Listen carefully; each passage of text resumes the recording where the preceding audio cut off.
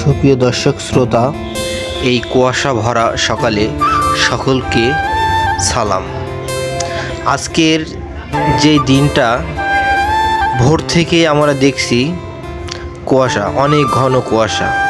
তবে এই ঘন কুয়াশার মধ্যেও নানা শ্রমজীবী পেশার লোকজন কিন্তু থেমে নেই।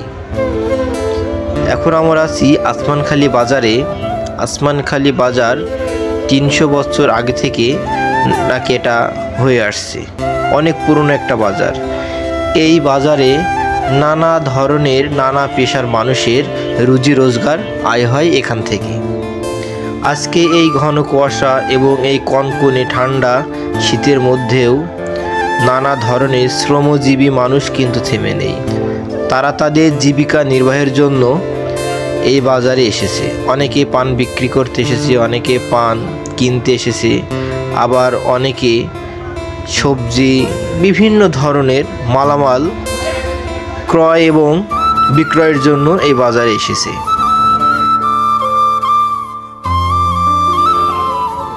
অনেক প্রবাসী ভাইয়েরা আছে যারা নিজ গ্রাম শহর এলাকাকে খুব মিস করে। নিজ পরিবারের উন্নতি আর দেশের উন্নয়নের লক্ষ্যে তাদের এই আত্মত্যাগ। সকল প্রবাসী ভাই চেষ্টা করে তারা তাদের সর্বোচ্চ দিয়ে ইনকাম করার। ইনকামের থেকে যে টাকাটা তারা দেশে পাঠায় সেটা রেমিটেন্সের মাধ্যমে বাংলাদেশে আসে এবং পরিবার হয় উন্নত, দেশ হয় উন্নয়নশীল।